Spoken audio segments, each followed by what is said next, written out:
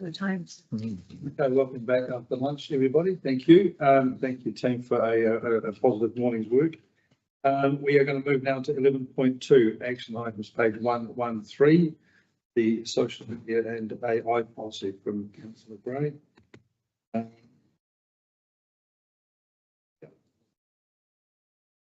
Councillor Gray, the floor is yours. Okay, thank you very much. Happy to grandstand on this as much as anybody needs, or if people have read the report and have any questions that they want to. Read the report and did a couple of your appendices, the things that you highlighted there, but I'd love you to expand on it.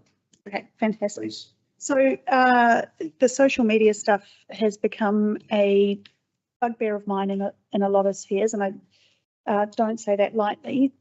I am part of the LGBTQ community, and the very specific level or threat level of harm has risen recently on various social media platforms.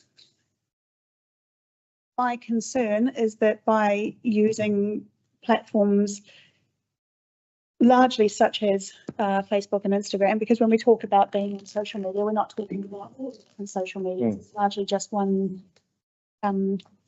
company that we use.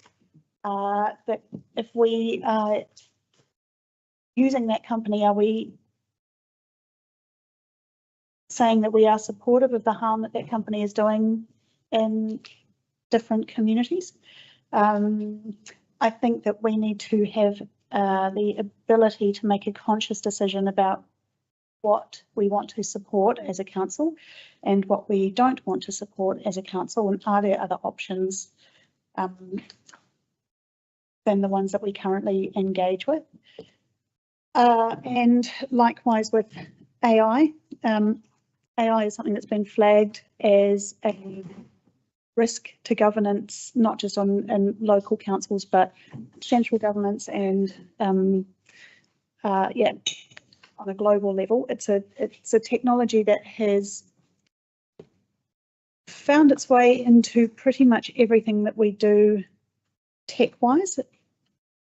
And I think when I talk to people about AI, people often will just reply back about ChatGPT, but it is one type of AI in one company, and it's actually far more prevalent than that.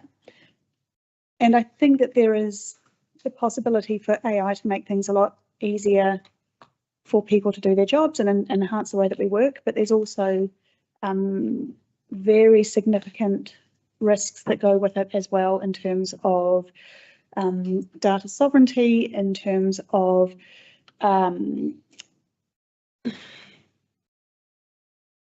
integrity of information that comes out from officers or from the council, and liability around the integrity of that information. So I think that we need to have a conversation about it at the very least, and make some intelligent determinations about what we want to do with this going forward. We've got to the place where we have just very organically, and I think we need to draw a line and say we're not just going to take an organic approach to it anymore, but we want to be really conscious about what we're using and what we're exposing ourselves to. So this is not a paper to say yes to this or no to that, but it's to request that officers do some information around, gather some information, write a report or policy or a strategy around how we can use these technologies going forward. So, along the lines of all your suggestions in here are giving council some directions to follow those suggestions. Yeah. So, and I think this is where it bridges, in my mind, operations and governance. So a lot of the stuff is meaningfully, it's being used by officers, but I think there needs to be a governance decision around the ethical ethics of it and the extent of it and the understanding. I think back to a workshop that we had last year where we were presented with some draft documents just to sort of spitball some ideas and, here's some things, some questions, and we were debating the questions and one of them came up and we sort of all looked at it and went, oh, that's a bit weird. Why is it worded like that? And that's when, the officer that was running the workshop said, oh, yeah, well, these are just things that, we've AI generated these and, just wanting some information. So I think, it's not that I think that we shouldn't be using it. I just think we need to be really, really transparent about when it's being used and what is being written and presented as human work and what is being written and presented as not human work. Matt, I just want to throw to you first before we go to the councillors. Is there something you'd like to add into this? Yeah, thank you, Chair. I was to comment on both social media and AI. So, as you touched on, AI has jumped to the fore in use across the world, and local government is catching up in that space. Local government will never be a pioneer of AI, nor should it be, because of regulation, data integrity, all that kind of stuff. But we should be a follower to understand where we can get some benefits in terms of efficiencies and such like that. We are looking at other councils in terms of their AI policies and adopting something very similar, which should help guide staff in that space. We've already messaged staff around the use of AI at a high level in terms of what is not. We are going to focus on closed system AI, which means we retain the data, we can manage it ourselves. Microsoft Copilot, which is part of the Microsoft suite of products, is therefore preferred option for us in terms of AI, but again, the policy was. So how is that a closed system though? Because everything that we put into Microsoft, that information is held and used by Microsoft. So you can select your preferences in terms of how AI use their data in terms of learning and such from the data, or it's a closed system and it's just using its already available knowledge to inform things. What we'll also say to staff and guide them is we don't want indicative data in terms of people's names, that kind of material going to an AI thing. AI is great for giving you a starting point for like a template. You want a project plan, something quite mundane such as that. It's really good for just writing out a load of options. It would take up 20, 30 minutes plus. Actually, you can put it into an AI system. It's completely unidentifiable. It could be any council or any business, and actually you say, oh, my project plan, it'll do that. That's the kind of tool and benefits and efficiency that we're happy with, because it doesn't identify council, it doesn't identify ratepayers or anyone like that. That's where AI has benefit. So that's what we're exploring and looking at. Any potential non-closed off AI, we are blocking from our servers and from our being able to integrate with our network. So we add one piece of AI, explore, you make sure that can access our environment. So we still control that data. It's a powerful tool, and it's something we should be. So as we move forward, it will become more and more relevant. And indeed, in all of the systems and software we use and contract to deliver our various services and such, AI will start becoming more of a thing as part of that in terms of our third-party licensing agreements and such as well. So our first step really is to make sure that users know when and where appropriate to use it, to make sure, as you say, AI isn't necessarily providing answers to councillors. Actually, it's a useful starting tool to get a template or suggestion, but actually we should be crafting that, those recommendations and such from our own knowledge, from our own data, from our own interpretation of that. So that's what we're looking at in terms of AI. Do you want me to stop there? I can keep speaking. Just and yeah, if there's anything around the environmental impacts around using AI as well. When you're generating data from AI programs, especially like the large learning models, that information is being generated in servers overseas that use a massive amount of power, and maybe in places where they're using coal-fired power. And one of the figures that I have seen around a, you know, traditional Google search versus a Google search using AI is that it's like up to 300 times more power generated from it. So, you know, I think there's a lot that would need to go into. And I think too, when you're talking about making sure that the things that we're using are just closed system, I mean, I would imagine that there'd be a fair amount of people in the office that use Google. And everything that goes into Google is now being fed into their AI learning stuff. So yeah, I think it's potentially an enormous piece of work that needs to be done in order to just get really good transparency around.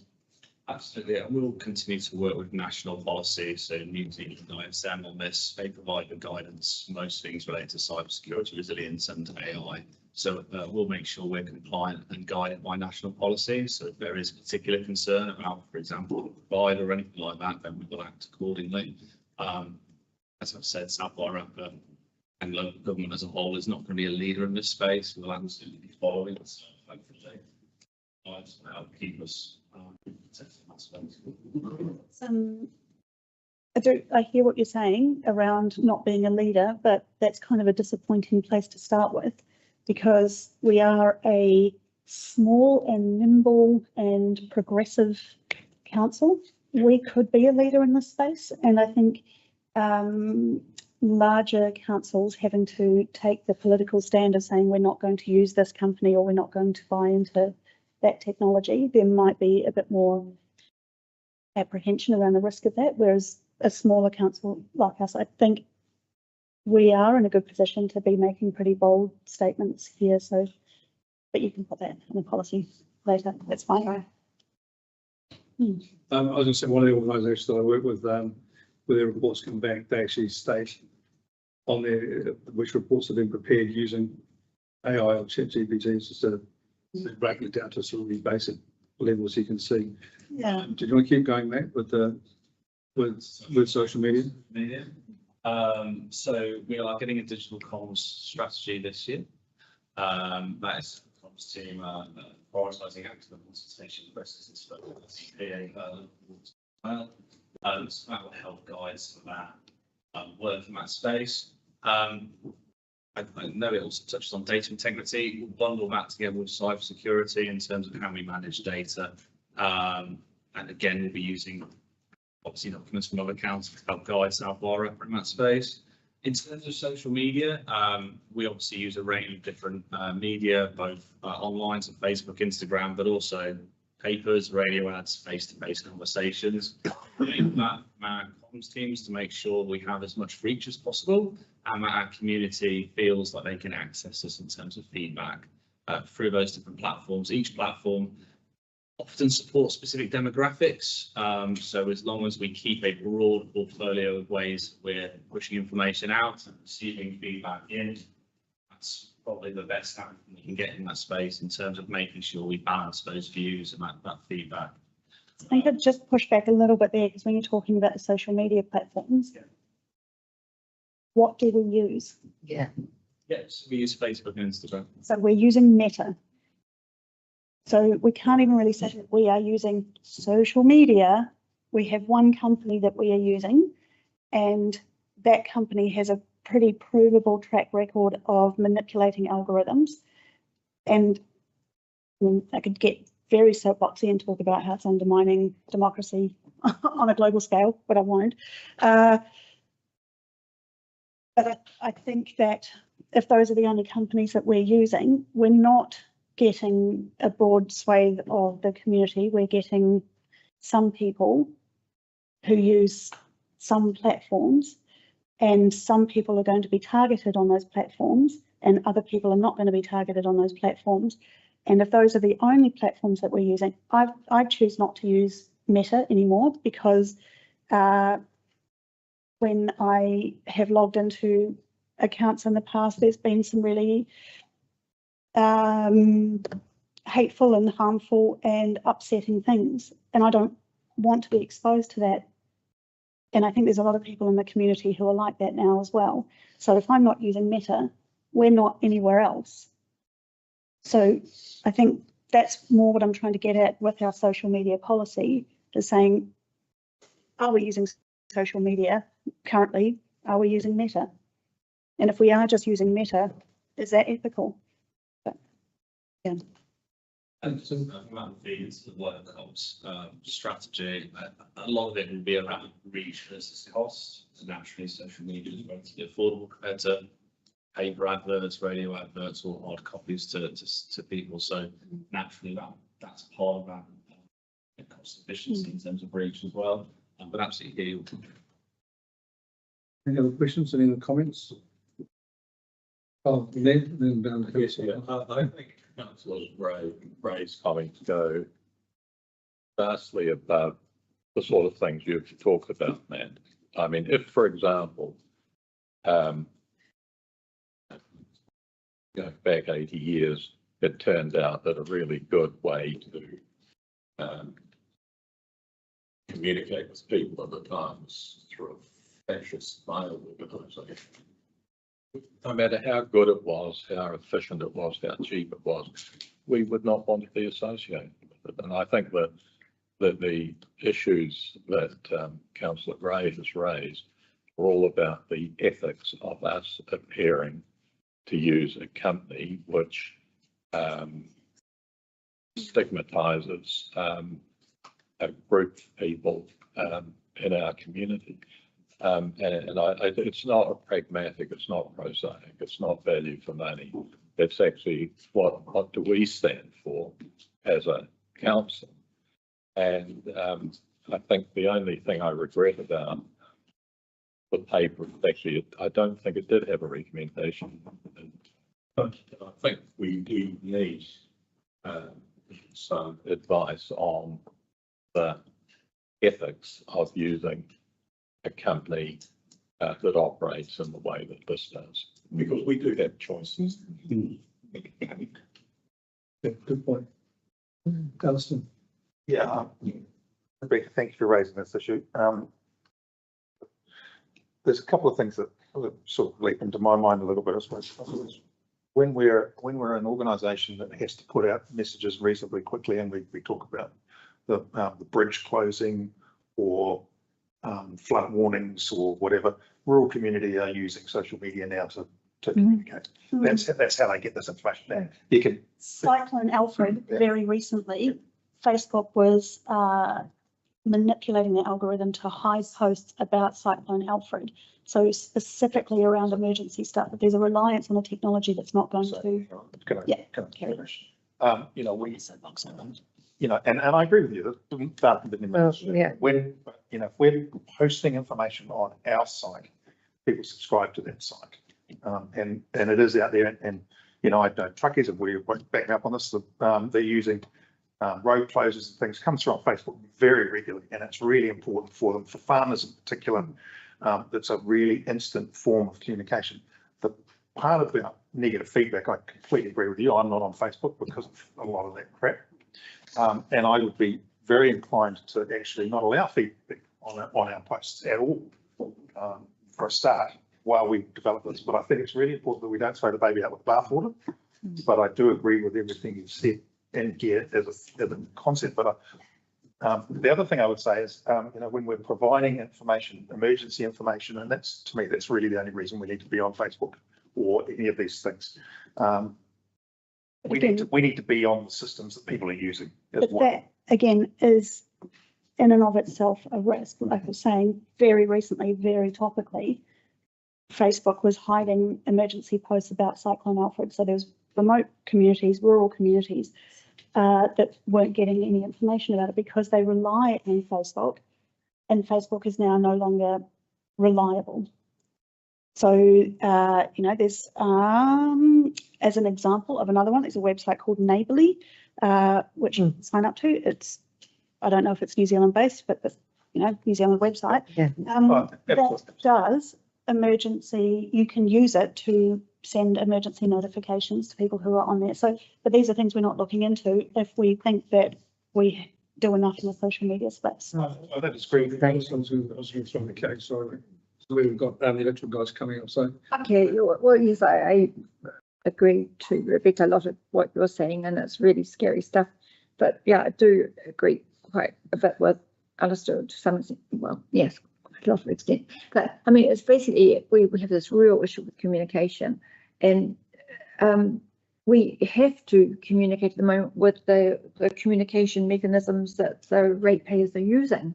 And I think at the moment it is like Facebook, but I think it's certainly good to look at alternatives along the way, and you know, if we can move the community here, but in the short term, we certainly have to use the communication channels that the ratepayers are using.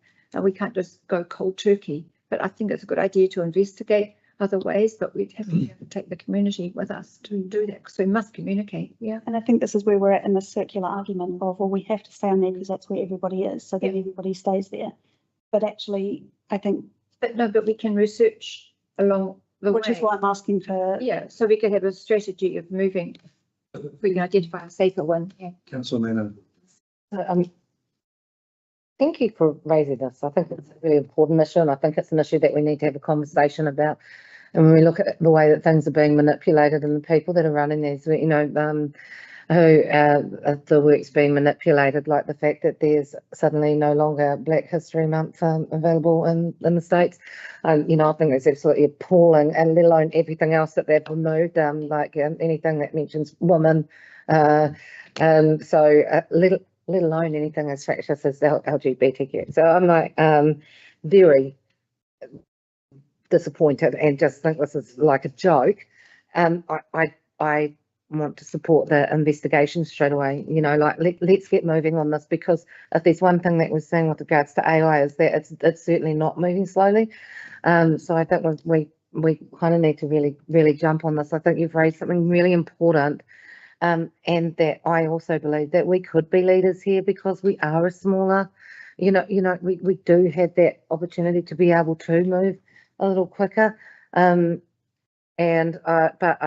I just can't see us being able to get off immediately. You know, I know that our Facebook site has 7,000, followers. So, and to try and do that right now in the middle of 2 consultations might be a bit of an ask. And so that's where I kind of say I definitely believe that this needs to be looked at, and that we can really do something positive and help our community to do something really positive too. Thanks, Councillor Woodcock. Cheers, boss. I'll start on the AI. Thanks, Beck. The AI thing, I think everyone knows I'm about as far from a computer expert as you can get. But AI is one thing that has interested me, and just ironically, I sort of know one guy with quite a large IT firm, and I've ironically in the last 18 months or so I've run into a couple of others that I've been introduced to that own IT firms, like rather large, a lot of money tied up in it, sort of thing, and other people that are high up in the IT world. Mm-hmm. And so I've just out of curiosity asked them what they think about the AI, and they've all told me the same thing. It's very dangerous, and they're very worried about its heading. So that's sort of I take their views on board, and because that's sort of roughly what I was thinking as well.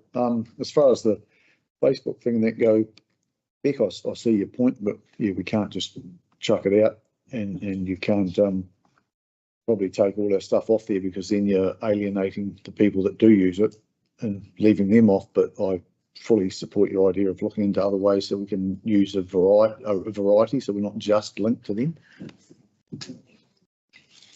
Anybody else? Then we'll wrap it up and we'll take. Okay. Do we have a mover then to receiving the report? So we're receiving the report out. Yeah, I'll do it. Are we done? Receiving the report. Yeah. And seconded by Councillor. Yep. So. Yep. Right. All those in favour say aye. Aye. All those against say no. That's carried. Thank you, Councillor Gray. Great report. Mm. Okay, that will bring us to the election protocol session. Okay.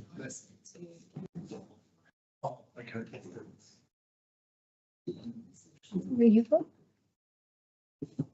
Oh, right. Okay. Yeah. So this session is scheduled to last about an hour. So we'll be coming back live on the screen at about 2 p.m. So we will be taking a break from the live stream now. Back in our